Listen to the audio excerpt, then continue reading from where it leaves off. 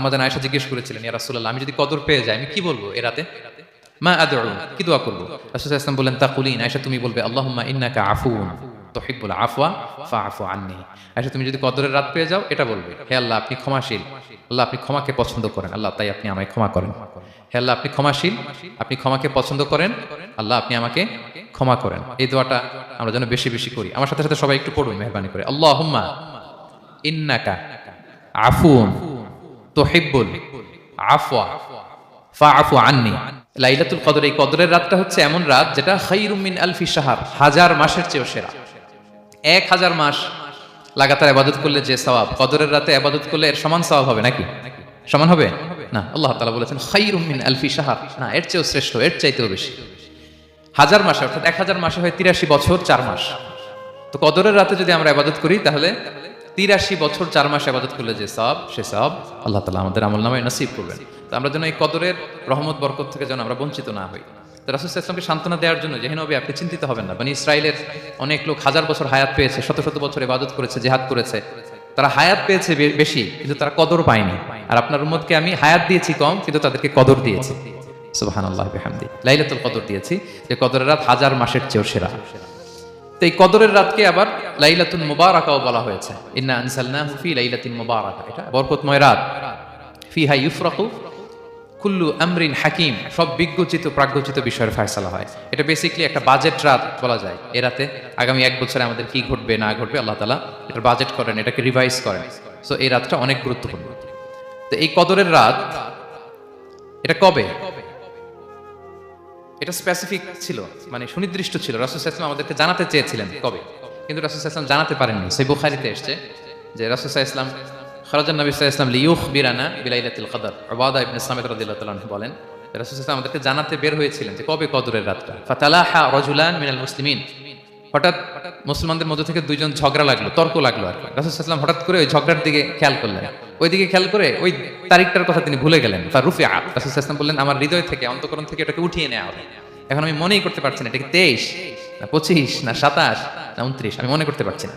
এজন্য রাসূল সাল্লাল্লাহু আলাইহি ওয়াসাল্লাম বলেছেন যে তবে আমি এতটুকু মনে করতে পারছি, ফালতামিসুহা ফিল আশরিল আওয়াখিরি ফিল বিত্রি, রমাদানের শেষ দশকের বেজর রাত্রিগুলোতে তোমরা কদর তালাশ করো। বেজর রাতে যদি তোমরা কদর তালাশ করো তাহলে এই কদর সুনিশ্চিতভাবে তোমরা পাবে। তো এই জন্য স্কলাররা সবসময় বলেন যে লাস্ট 10 days অফ রমাদান খুব গুরুত্বপূর্ণ, সবচেয়ে the cream time of Ramadan. I repeat, এটা রমাদানের একেবারে মাহেন্দ্রক্ষণ। এই 10 দিনের যে কোনো 10 রাতের যে কোনো রাত কদর হয়ে যেতে পারে, বিশেষ করে অড নাইটস গুলো 21, 23, 25, 27 এবং 29, যে কোনো দিন হয়ে যেতে পারে কদর। সো বুদ্ধিমানের কাজ হচ্ছে আমরা যেন রমাদানের শেষ 10 রাতে লাগাতার একইভাবে একই স্পিডে আমরা যেন ইবাদত করি। কোনো রাতে বেশি করলাম, হয়তো 27-এর রাতে আমি খুব ভাব গাম্ভীর্য নিয়ে খুব আবেগ নিয়ে ইবাদত করলাম, কিন্তু হয়ে যেতে পারে যে এবছর কদর ছিল 25-এর রাতে, হতে পারে না? পারে। তো আমরা তো মিস করে ফেললাম। তো আমরা যেন মিস না করি। বুদ্ধিমানের কাজ হবে সমান তালে ইবাদত করা, এবং এটা এত গুরুত্বপূর্ণ রাসূল সাল্লাল্লাহু আলাইহি ওয়াসাল্লাম এত এমফাসাইজ করে কোনো রাতের কথা বলেনি।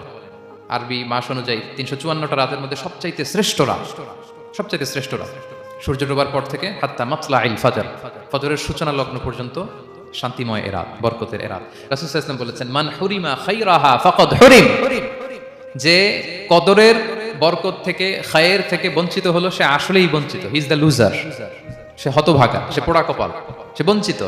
মান হুরিমা খায়রাহা ফাকাদ হুরিম, যে কদর পেল না সে হতভাগা। এখন আমরা কি হতভাগা হতে চাই?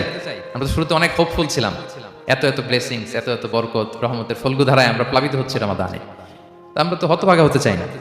তো আমরা যেন এই শেষ 10 দিন এক তালে আন্তরিকতার সাথে ঈমান ও ইহতিসাবা আমরা যেন ইবাদত করি। সম্মানিত ভাই এবং বোনেরা, তাহলে আমরা সৌভাগ্যশীলদের অন্তর্ভুক্ত হতে চাই, হতভাগা হতে চাই না। আমরা এবার একটু শুনবো যে রাসূলুল্লাহ সাল্লাল্লাহু আলাইহি ওয়াসাল্লাম কদরের রাতগুলোতে কি কি ইবাদত করতেন। আমি খুঁজে 5টা আমলের কথা পেয়েছি বিশেষভাবে, কমন যে আমলগুলো সেগুলো তো ছিলই, বিশেষভাবে 5টা কাজ রাসূল সাল্লাল্লাহু আলাইহি ওয়াসাল্লাম কদরের রাতে করতেন। 1 নম্বর কাজ হচ্ছে তিনি সারা রাত জেগে ইবাদত করতেন এবং পরিবারের লোকদেরকে ঘুমোতে দিতেন না, উঠিয়ে দিতেন। বছরের অন্য কোনো সময়ে সারা রাত জেগে ইবাদত করার কোনো নজির রাসূল সাল্লাল্লাহু আলাইহি ওয়াসাল্লামের জীবনে ছিল না। সব রাতে ঘুমাতেন। আমি জোহর বারুতে একটা কনভেনশনে the daily routine of prophet সাল্লাল্লাহু আলাইহি ওয়াসাল্লাম একটা আলোচনা করেছিলাম, যেখানে রাসূল সাল্লাল্লাহু আলাইহি ওয়াসাল্লামের দৈনন্দিন জীবনের রুটিন আলোচনা করেছিলাম। সেখানে আমরা বলেছি যে রাসূল সাল্লাল্লাহু আলাইহি ওয়াসাল্লামের দৈনন্দিন অভ্যাস ছিল তিনি এশার পরেই তাড়াতাড়ি ঘুমিয়ে পড়তেন আর মিড নাইটে উঠতেন। রাসূল সাল্লাল্লাহু আলাইহি ওয়াসাল্লামের কর্মদিবস শুরু হতো মিড নাইটে। আমাদের তো সকালে, কারো আরো অনেক পরে শুরু হয়। রাসূল সাল্লাল্লাহু আলাইহি ওয়াসাল্লামের কর্মদিবস শুরু হতো বেসিক্যালি মিড নাইটে। এশার পরে কথাবার্তা না বলে আগে ঘুমোতে যেতেন, মিড নাইটে উঠতেন, কিন্তু ঘুমাতেন, ঘুম ছাড়া রাত কাটাতেন না। সারা বছরের এটা ছিল যে এশার পর ঘুমোতে যেতেন, except the last 10 days of Ramadan. রমাদানের শেষ 10 রাতে রাসূল সাল্লাল্লাহু আলাইহি ওয়াসাল্লাম ঘুমাতেন না। এই 10 দিনের ব্যাপারেই পাওয়া যায় সারা রাত জেগে তিনি ইবাদত করতেন। আম্মা জান আয়েশা রাদিয়াল্লাহু তাআলা আনহা বলেন, ইদা দাখালা আল আশরু আহিয়া লাইলা ওয়া আইকাযা আহলা ওয়া জাদ্দা ওয়া শাদ্দা আল মি'জার। রমাদানের শেষ দশক যখন আসতো, রাসূল সাল্লাল্লাহু আলাইহি ওয়াসাল্লাম সারা রাত জেগে ইবাদত করতেন। পরিবারের সদস্যদেরকে জাগিয়ে তুলতেন, স্ত্রীদের ঘুমাতে দিতেন না, জাগিয়ে তুলতেন। ফাতেমা রাদিয়াল্লাহু তাআলা আনহার ঘর পাশেই ছিল, তাদেরকে যে জাগাতেন এবং নিজে সারা রাত ইবাদত করতেনই। জাদ্দা ওয়া শাদ্দা আল মি'জার, খুবই বলিষ্ঠভাবে, খুব মজবুত ভাবে কোমরে গামছা বেঁধে নামার একটা এক্সপ্রেশন এখানে দেওয়া হয়েছে। মিজার, ইজহার মানে হচ্ছে বাংলা করলে হয় লুঙ্গি। লুঙ্গি আমরা যখন খুব শক্ত কোনো কাজ করতে যাই তখন তারা কি করে, খুব টাইট করে লুঙ্গিটা বাঁধে। তার মানে বোঝানো হচ্ছে রাসূল সাল্লাল্লাহু আলাইহি ওয়াসাল্লাম কোমরে ভালো করে লুঙ্গি বেঁধে বা গামছা বেঁধে আটগাট বেঁধে নামতেন শেষ 10 দিনের জন্য। এই সময় তিনি মানে কাউকে কেমন যেন চিনতেন না, সবসময় ইবাদতে মগ্ন থাকতেন। এটা আমরা করতে পারি যে শেষ 10 দিনে, আর যেহেতু 3 দিন বাকি, আমরা একটা স্পেশাল প্ল্যান করতে পারি যে আমরা আমাদের সর্বোচ্চটুকু উজাড় করে দিয়ে লাস্ট 10 days অফ রমাদানের এই বরকত আমরা হাসিল করবো, এটা যেন আমাদের মিস না হয়। তাহলে এটা আমরা একটা পেলাম। 2 নাম্বার হচ্ছে ইতিকাফ করা। রাসূলুল্লাহ সাল্লাল্লাহু আলাইহি ওয়াসাল্লাম রমাদানের শেষ 10 দিন ইতিকাফ করতেন। আমাদের আয়েশা রাদিয়াল্লাহু তাআলা আনহা বলেন, কানা ইয়াতাকিফুল আশরাল আওয়াখির মিন রমাদান। রমাদানের শেষ দশকে তিনি ইতিকাফ করতেন হাত্তা তাওয়াফাহুল্লাহ, ওনার ইন্তেকালের আগ পর্যন্ত এই অভ্যাসটাই তিনি জারি রেখেছেন। সুম্মা আতাকাফা আজওয়াজুহু মিন বাদি, তারপরে ওনার স্ত্রীরা ইতিকাফ করেছেন। আরেক বর্ণনা এসেছে ইয়াতাকিফু কুল্লা রমাদান 10 আইয়াম, প্রতি রমাদানে তিনি 10 দিন ইতিকাফ করেছেন। কিন্তু যেই বছর তিনি ইন্তেকাল করবেন সে বছর তিনি 20 দিন ইতিকাফ করেছিলেন। প্রতি রমাদানে 10 দিন, আর যে বছর ইন্তেকাল করবেন সে বছর কয় দিন? 20 দিন তিনি ইতিকাফ করেছিলেন মসজিদে নববীতে। তাহলে আমরা এই রমাদানের শেষ দশকে এটা করতে পারি। 2 নম্বর পয়েন্ট হচ্ছে ইতিকাফ করা। যারা আমরা করিনি তারা আমরা ইতিকাফ করতে পারি। আমাদের আইআইএম এর মসজিদ এটা ইতিকাফের জন্য একটা উর্বর জায়গা। আমরা যখন এই ক্যাম্পাসে ছিলাম তখন দেখেছি যে এখানকার ইতিকাফের পরিবেশ যে এত সুন্দর, এটা কল্পনাই করা যায়। অসাধারণ পরিবেশ। আপনি যদি ইতিকাফ নাও করেন, রাত 2টা বা 3টার দিকে সেন্ট্রাল মস্কে এসে বসে থাকলেও হবে। রাত 2টা 3টার দিকে এসে বসে থাকলে দেখবেন যে কেউ সেজদায় পড়ে কান্না করতেছে, কেউ হালাকা করতেছে, কেউ তাসবিহ পড়তেছে, কেউ কোরআন তেলাওয়াত করতেছে। মানে এত সুন্দর পরিবেশ, ওটা দেখলেই আপনার ইবাদত করতে মন চাইবে। তো আমরা যেন ইতিকাফ করার চেষ্টা করি। ইতিকাফ করতে না পারলে শেষ দশকের রাতগুলো যেন মসজিদে কাটানোর চেষ্টা করি, তা না পারলেও বাসায় যেন এই রাতগুলো আমরা মিস না করি। বিশেষ করে সেন্ট্রাল মস্কে তো অসাধারণ পরিবেশ, এটা হাইলি রেকমেন্ডেড। ইফ পসিবল আপনারা আসবেন, এখানে ইবাদতের চমৎকার পরিবেশ থাকে। 3 নাম্বার হচ্ছে রাসূল সাল্লাল্লাহু আলাইহি ওয়াসাল্লাম এবং জিবরাইল আলাইহিস সালাম যৌথভাবে কোরআন রিভিশন করতেন। খুব ইন্টারেস্টিং। সারা বছর যেটা নাজিল হতো, রমাদানে জিবরাইল আলাইহিস সালাম রাসূল সাল্লাল্লাহু আলাইহি ওয়াসাল্লামকে শোনাতেন, রাসূল সাল্লাল্লাহু আলাইহি ওয়াসাল্লাম জিবরাইল আলাইহিস সালামকে শোনাতেন। সহিহ বুখারীর বর্ণনা, কানা জিবরিলু ইয়ালকাহু ফি কুল্লি লাইলাতিন মিন রমাদান ফায়ুদারিসুল কুরআন। প্রতি রমাদানের প্রতি রাতে এসে রাসূল সাল্লাল্লাহু আলাইহি ওয়াসাল্লামের সাথে কোরআন মুদারাসা করতেন। সহিহ মুসলিমের বর্ণনায়, আন্না জিবরিল কানা ইউআরিদুহু বিল কুরআন কুল্লা আমিন মাররা। প্রতি বছর রমাদানে একবার শোনাতেন বা শুনিয়েছেন। যে বছর তিনি ইন্তেকাল করবেন তিনি 2 বার শুনিয়েছিলেন। আরাদা ইউআরিদু, মানে এটা ফ্রম বোথ সাইড। আরবি শব্দটা এমন যে জিবরাইল আলাইহিস সালাম শোনাতেন, এরপর রাসূল সাল্লাল্লাহু আলাইহি ওয়াসাল্লাম জিবরাইল আলাইহিস সালামকে শোনাতেন, কোরআন রিভিশন করা।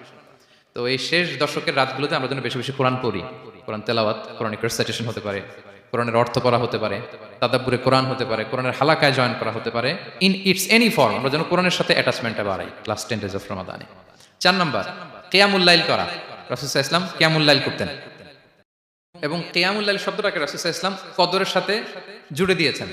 সহিহ বুখারীর বর্ণনায় তিনি বলেছেন, মান কামা লাইলাতাল কদরি ঈমানা ওয়া ইহতিসাবা গুফিরা লাহু মা তাকাদ্দামা মিন যামবি। কদরের রাতে যে কিয়ামুল লাইল করে বিশ্বাস নিয়ে এবং নাজাতের প্রত্যাশা নিয়ে, তার পূর্বের সমস্ত গুনাহ আল্লাহ তাআলা ক্ষমা করে দিবেন। তাহলে কিয়ামুল লাইলটা রাসূল সাল্লাল্লাহু আলাইহি ওয়াসাল্লাম বিশেষভাবে কদরের রাতের সাথে সম্পৃক্ত করেছেন। আমরা যেন প্রতি রাতে কিয়ামুল লাইল করি, লম্বা সময় যেন দাঁড়িয়ে থাকি, লম্বা সময় কোরআনিক রেসাইটেশন করি দাঁড়িয়ে থেকে, লম্বা সময় রুকু, লম্বা সময় সিজদা, স্পেশালি সিজদা। আখরাবু মা ইয়াকুনুল আবদু মির রাব্বিহি ওয়া হুয়া সাজিদ ফাআকসিরু ফিহি দুআ। বান্দা যখন সিজদায় থাকে আল্লাহ সবচেয়ে কাছে থাকে। তো আমরা তো আল্লাহর সবচেয়ে কাছে যেতে চাই এই ক্রিম টাইমটাতে, কি বলেন? আমরা যেন লম্বা সময় সিজদাতে থাকি। কিন্তু আমাদের অনেকের যেটা হয়, নামাজে তাড়াহুড়ো, অনেকের সব ব্যস্ততা যখন নামাজে দাঁড়ায় এরকম হয়ে যায়। রাসূল সাল্লাল্লাহু আলাইহি ওয়াসাল্লামের সালাত যদি আমরা খেয়াল করি, বিশেষ করে কিয়ামুল লাইলে এত যে সুন্দর ছিল। আম্মা জান আয়েশা রাদিয়াল্লাহু তাআলা আনহাকে জিজ্ঞেস করা হয়েছিল যে, হে আম্মা জান, রাসূল সাল্লাল্লাহু আলাইহি ওয়াসাল্লামের কিয়ামুল লাইল কেমন ছিল, কিভাবে কিয়ামুল লাইল করতেন? আম্মা জান আয়েশা, দেখেন ওনার এক্সপ্রেশনটা কত সুন্দর। তিনি বলেছেন, ফালা তাসআল আন হুসনিহিন্না ওয়া তুলিহিন্না। রাসূল সাল্লাল্লাহু আলাইহি ওয়াসাল্লামের কিয়াম যে কত সুন্দর ছিল, কত লম্বা ছিল, আমায় জিজ্ঞেস করুন, আমি বলতে পারবো না। আমরা অনেক সময় যখন খুব বেশি চমৎকার কিছু হয় তো আমরা কি বলি, ভাই এত সুন্দর ছিল আমি বোঝাতে পারবো না, এরকম বলি না যে এত অসাধারণ আমি বলে বোঝাতে পারবো না। বাংলাতেও কিন্তু আমরা বলি এত চমৎকার বলে বোঝাতে পারবো না, শব্দের বুননে ভাষার বুননে আমি ফুটিয়ে তুলতে পারবো না। তো আমাদের আয়েশা এটাই বলেছিলেন, ফালা তাসআল আন হুসনিহিন্না ওয়া তুলিহিন্না। রাসূল সাল্লাল্লাহু আলাইহি ওয়াসাল্লামের রাতের নামাজ কিয়ামুল লাইল যে কত সুন্দর ছিল, কত দীর্ঘ ছিল, লম্বা ছিল, আমায় জিজ্ঞেস করো না, আমি বলে বোঝাতে পারবো না। সুবহানাল্লাহি ওয়া বিহামদি। আমরা যেন লম্বা সময় কিয়ামুল লাইল করি। আমাদের আয়েশা রাদিয়াল্লাহু তাআলা আরো বলেন, কানা ইয়াকুমু মিনাল লাইলি হাত্তা তাতাফাত্তারা কদামা। এত দীর্ঘ সময় দাঁড়িয়ে থাকতে থাকতে ওনার পা ফুলে যেত, পা দুটো ফুলে যেত। আপনিও দীর্ঘ সময় দাঁড়িয়ে দেখেন যে পায়ে ঝিম ধরে যাবে, পা ফুলে যাবে, এটা করতেন রাসূল সাল্লাল্লাহু আলাইহি ওয়াসাল্লাম। তো আমরা জানি, আয়েশা বলেন, ইয়া রাসূলুল্লাহ লিমা তাসনাউ হাযা ওয়া ক্বাদ গুফিরা লাকা মা তাকাদ্দামা মিন যামবিকা মা তাআখার। আপনি এত কষ্ট কেন সহ্য করেন নিজের দেহের উপরে? আপনার তো আগের পরের সব গুনাহই মাফ। আদত তো রাসূল সাল্লাল্লাহু আলাইহি ওয়াসাল্লামের গুনাহই নেই, তিনি নিষ্পাপ। এত কষ্ট কেন করেন? আপনার আগের পরের সবই তো মাফ করে দেয়া হয়েছে, কেন করেন? রাসূল সাল্লাল্লাহু আলাইহি ওয়াসাল্লাম উত্তর করেছেন, আফালা উহিব্বু আন আকুনা আবদান শাকুরা। আয়েশা, আমি কি শুকরগুজার বান্দা হতে পছন্দ করব না? আল্লাহ তাআলা আমাকে তার রহম এবং করমে সব মাফ করে দিয়েছেন, কিন্তু আমি কি শুকরগুজার হব না?